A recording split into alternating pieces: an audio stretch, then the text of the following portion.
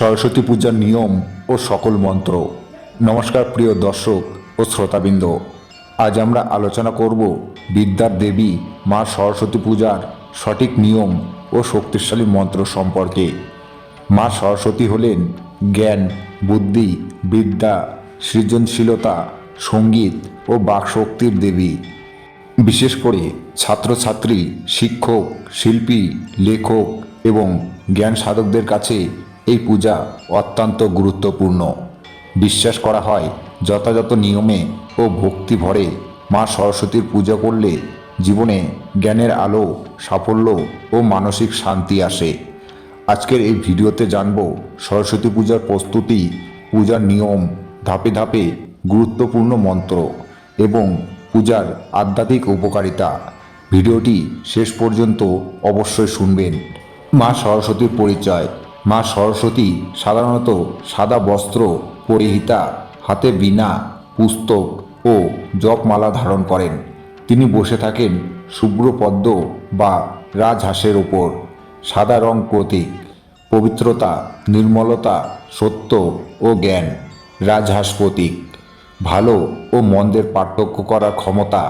এই কারণেই মা সরস্বতী আমাদের অজ্ঞানতার অন্ধকার দূর করে জ্ঞানের আলো দেন। সরস্বতী পূজার উপকরণ। পূজার প্রধান সামগ্রী: ফুল ও পাতা। বাসন্তী রঙের গাঁদা ফুল, বেলপাতা, অশ্বত্থ পাতা, পলাশ পাতা, আম্রপল্লব।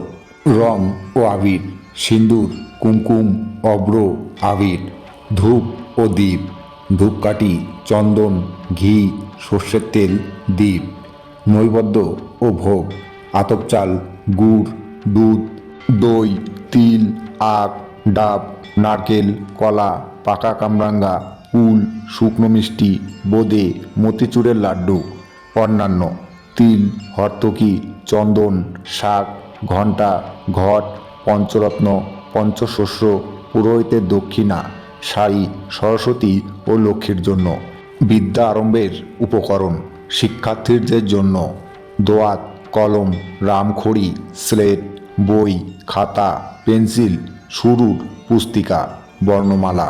সরস্বতী পূজার প্রস্তুতি। পুজোর দিন সকালে ঘর পরিষ্কার করুন। স্নান করে শুদ্ধ বস্ত্র পরিধান করুন। সম্ভব হলে সাদা বা হলুদ কাপড় পরুন। পড়ার বই, খাতা, কলম, বাদ্যযন্ত্র পরিষ্কার করে রাখুন। পূজার স্থানে সাদা কাপড় পেতে মা সরস্বতীর ছবি বা মূর্তি স্থাপন করুন।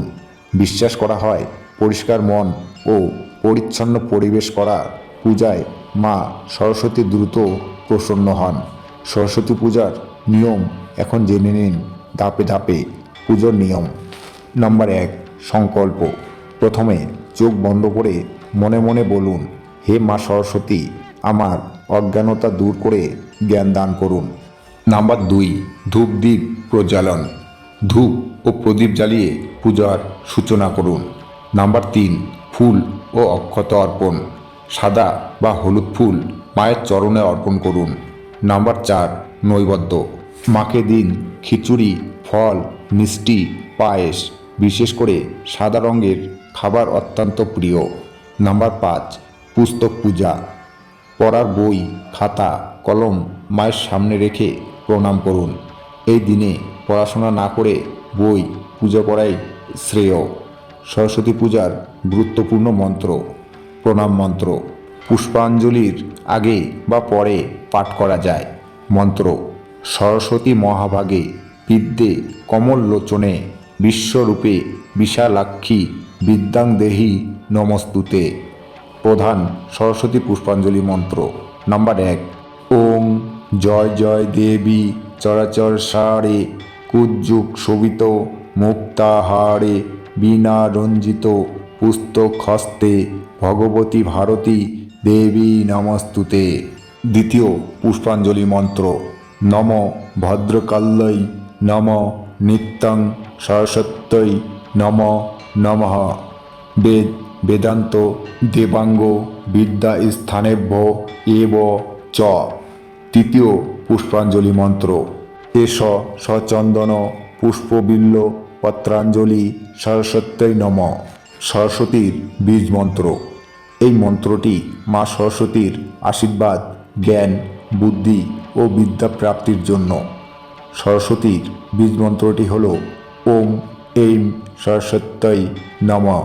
সরস্বতীর গায়ত্রী মন্ত্র হল জ্ঞান, বুদ্ধি ও সৃজনশীলতার জন্য দেবী সরস্বতীকে উৎসর্গকৃত একটি শক্তিশালী মন্ত্র, যার মূল রূপটি হল বাগদৈবৈ চ বিদ্মহে কামরাজায় ধীমহি তন্ন দেবী প্রচোদয়াৎ। এটি সরস্বতীর আশীর্বাদ ও জ্ঞান অর্জনের জন্য জপ করা হয়, যা মনকে স্থির ও পবিত্র করতে সাহায্য করে। পুজোর শেষে প্রার্থনা করুন। চোখ বন্ধ করে বলুন, হে মা সরস্বতী, আমার জীবনে সমস্ত অজ্ঞানতা, ভয় ও বিভ্রান্তি দূর করে আমাকে সত্য, জ্ঞান ও সঠিক পথে পরিচালিত করুন। কিছুক্ষণ নীরবে ধ্যান করুন। সরস্বতী পুজো করলে পড়াশোনায় উন্নতি হয়, স্মরণ শক্তি বৃদ্ধি পায়, আত্মবিশ্বাস বাড়ে, শিল্প ও সৃজনশীলতা বৃদ্ধি পায়, জীবনে শান্তি ও স্থিরতা আসে। বিশেষ করে ছাত্রছাত্রীদের জন্য এই পূজা অত্যন্ত ফলদায়ক। প্রিয় দর্শকবৃন্দ, যদি ভিডিওটি ভালো লাগে থাকে তাহলে অবশ্যই লাইক করুন, চ্যানেলটি সাবস্ক্রাইব করুন এবং এই ভিডিওটি প্রিয়জনদের সাথে শেয়ার করুন। মা সরস্বতীর কৃপায় আপনার জীবন হোক জ্ঞানময় ও আলোকিত। জয় মা সরস্বতী।